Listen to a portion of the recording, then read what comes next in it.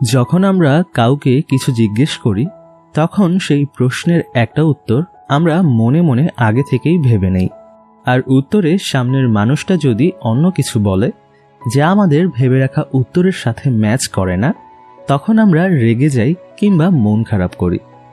ঠিক এমনটাই একটা শিক্ষকের সাথেও হয়। 7 বছরের বাচ্চা আয়ুষ, তাকে তার স্যার খুব সাধারণ একটা প্রশ্ন জিজ্ঞেস করে। স্যার বলে, আয়ুষ, আমি যদি তোমাকে এখন একটা আপেল দেই, একটু পর আরেকটা, তার একটু পর আরও একটা আপেল দেই, তাহলে তোমার কাছে মোট কয়টা আপেল থাকবে? আয়ুষ একটু ভাবল, তারপর আঙুলের কর গুনে বলল, স্যার 4টা। এবার স্যারের একটু অদ্ভুত লাগলো। তিনি ভাবলেন, এত সহজ একটা প্রশ্নের উত্তর তো এর চেয়ে কম বয়সী বাচ্চাও ঠিকঠাক দিতে পারবে। স্যার ভাবল যে আয়ুষ হয়তো প্রশ্নটাই বোঝেনি। তিনি আবারও ঠান্ডা মাথায় প্রশ্ন করলেন, ধরো এখন তোমার হাতে একটা আপেল দিলাম, একটু পরে সে আরও একটা দিলাম, তার একটু পরে আরও একটা আপেল তোমার হাতে দিলাম, এবার বলো কতগুলো আপেল থাকবে তোমার কাছে? আয়ুষ এবার বুঝতে পারল যে সে হয়তো ভুল কোনো উত্তর দিয়েছে, নইলে স্যার একই প্রশ্ন তো 2 বার করত না। সে আবারও হিসেব করে আঙুল গুনে দেখল, এবারও তার উত্তর 4। সে আবারও বলল, 4টাই তো থাকবে স্যার। স্যার এবার অবাক হয়ে ভাবতে লাগলো, এত সহজ প্রশ্ন কেন আয়ুষ বারবার ভুল করছে। স্যারের মনে হলো আয়ুষ হয়তো আপেল পছন্দ করে না, তাই প্রশ্নটাতে সে মনোযোগ দিতে পারছে না। এবার তাহলে আম দিয়ে উদাহরণ দিয়ে দেখি।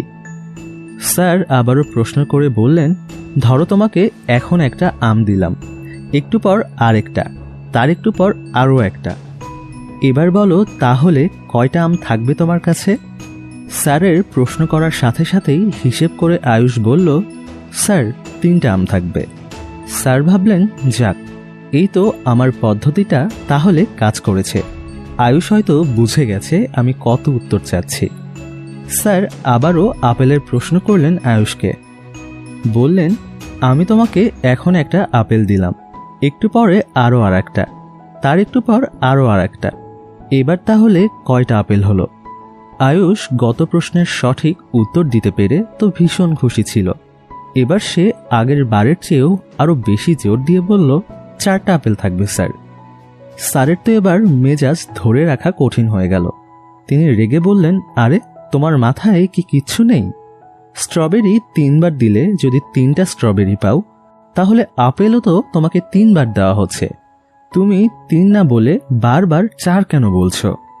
আয়ুষ একটু ভয় পেয়ে নরমভাবে বলল, স্যার আসলে আমার ব্যাগে একটা আপেল অলরেডি আছে, পড়তে আসার আগে আমার মা এই আপেলটা আমার ব্যাগে পুরে দিয়েছিল। এমনই আমাদেরও অনেক সময় মন মাফিক উত্তর না মিললে আমরাও হঠাৎ করেই রেগে যাই, কিন্তু সামনের মানুষটা কী ভেবে উত্তর দিল সেটা আমরা বুঝতেই চাই না। প্রত্যেকটা মানুষ আলাদা সমাজে আলাদা পরিবেশে বড় হওয়াতে একটা জিনিসকেই ভিন্ন নজরে দেখতেই পারে, অন্যভাবে ভাবতেই পারে। কাউকে এমন কিছু জিজ্ঞেস করে যদি মন মাফিক উত্তর না পান, তাহলে একটু ভেবে দেখবেন যে কোথাও না কোথাও আপনিও হয়তো আপেলটা খুঁজে পাচ্ছেন না। নিজের সাথে সাথে অন্যকেও বোঝার চেষ্টা করুন।